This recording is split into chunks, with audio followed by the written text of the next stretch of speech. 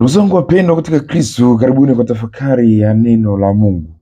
Neno la Bwana, hasa katika somo la Injili, tunapatiwa habari za sehemu ya wasia wa mwisho aliotoa Yesu kwa wanafunzi wake kabla ya mateso na kifo chake. Ndugu zangu, wasia huu unakuwa ni sehemu ya kutafakari mawazo muhimu anayotuachia Kristo ili tuyaishi kabla ya kwenda kwa Baba, na endapo tutayaishi, basi yatakuwa ni zawadi kubwa, sadaka nzuri yetu kwa Yesu akiwa katika utawala wake katika maisha yetu.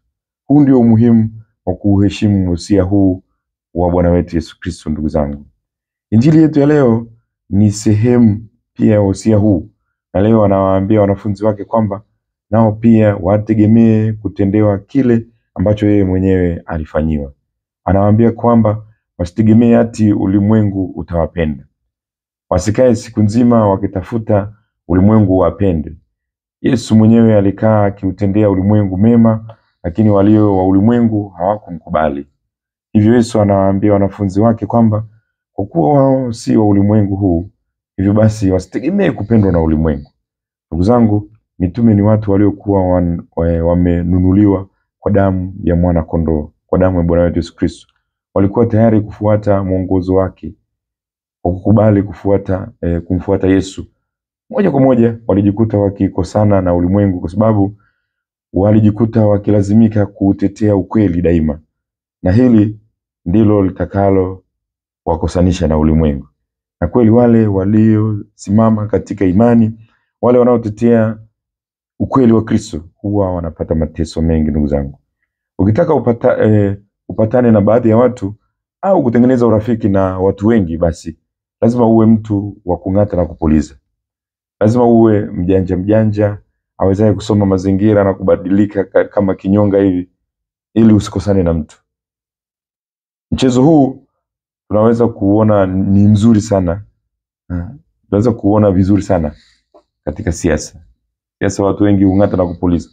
Wapo watu ambao wako tayari hata kusifu hata kama ni kitu cha uongo, alimradi tu aweze kubaki katika nafasi yake. Hata kama umeambiwa umwambie mtu ujumbe huu, ukitaka kutetea maslahi yako, lazima utatafuta tu maneno tu ya kumbembeleza, ili usionekane kwamba ni mbaya.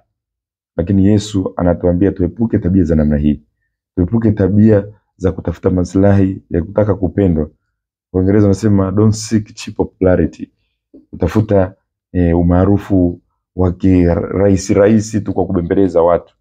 Ndugu zangu, sasa ndivyo ulimwengu ulivyo. Ndugu zangu, wao wanamchukia nabii kwa sababu nabii anasema ukweli, anasimamia haki ya kimungu.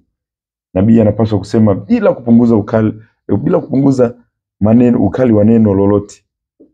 Atoe ukweli kamili, akosoe, na anapaswa kusema hata kama ni hadharani. Hahitaji aje kwako kukuomba ruhusa.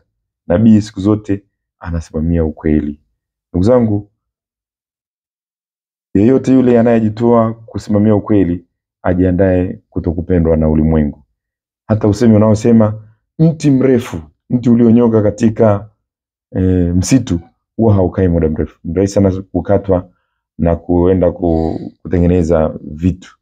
Na kweli watu ambao wamenyoka kwenye jamii huwa hawakai sana, wanapigwa vita, wanatengwa. Lakini wale waliopinda ile miti iliyopinda huwa inabaki msituni muda mrefu. Wale ambao wanakunja maneno kutaka kusifia watu huwa wanaachwa. Ndugu zangu, nakwambia mtu yote yule aliyeko hivi, aliyesimama imara bila kuficha, hakika ulimwengu unamchukia. Na ndio utasikia wengi wanatafutiwa visa, wengine wanatengenezewa skendo za uongo, wengine watu wanaongea vibaya kuhusu wao, wengine hata kuwapiga. Lakini licha ya kusimangwa, maneno yao, damu yao, juhudi zao, ujasiri wao husaidia sana jamii. Sasa huu ndio ujumbe Yesu anaotoa kwa mitume leo. Anawaambia wanafunzi wake kwamba wawe tayari, wajiandae na wao kukabiliana na pilika kama hizi. Ndugu zangu, somo hili linatuhasa juu ya hatari iliyopo mbele ya maisha ya Mkristo. Hatari ya kubembeleza urafiki kwa kuficha ukweli. Na hii imeenea sehemu nyingi. Ama kweli ni wachache kati yetu siku hizi waliojasiri kueleza ukweli. Wengi tunaogopa kupoteza urafiki. kuwaudhi wenzetu na kuonekana mabaya. Hivyo tumekuwa tunaacha tu vitu viharibike, kuogopa tusije tukalaumiwa, nisije nikapoteza umaarufu wangu. Tunaogopa kuchukiwa, lakini nakwambia mambo haya yamewafanya wengi wapoteze haki, maadili yashuke, dhambi iendelee ishamiri, uadui uendelee kutawala duniani, na kweli haya sio sahihi. Katika somo la kwanza tunasikia habari za Injili ikiendelea kuhubiriwa na Paulo, na leo anamchagua msaidizi wake ambaye atakuwa karibu naye na ambaye atamwachia utume wake. Anamchagua Timotheo. Ndugu zangu, huyu alihubiri mengi, na sisi tuige tabia kama za Timotheo. Timotheo aliambiwa hubiri, karipia, onya, himiza, usiwe mtu wa kubembeleza, ongea ukweli kuhusu Kristo. Huyu alisaidia sana kuhubiri Injili, na atakuwa anaongozwa mara nyingi na Paulo. Paulo atakuwa akimwandikia barua, akimsihi, akimpa maelezo mbalimbali. Na sisi ndugu zangu, tuige tabia ya kupenda kuhubiri ukweli. Tumpende Kristo na tumuishi Kristo na tumhubiri Kristo. Tuwe kweli manabii kama Timotheo aliyechaguliwa na Paulo. Nabii anahubiri kitu kwa sababu ni kweli, si kwa sababu ya kuwafurahisha watu. Unaongea ukweli kwa sababu ni ukweli wa kimungu, ndivyo ulivyo. Tuige tabia za kuhubiri ukweli wa kimungu. Tusitafute umaarufu wa mraisi bila kutesekea. Umaarufu wetu utapatikana kwa kumshuhudia Kristo vizuri.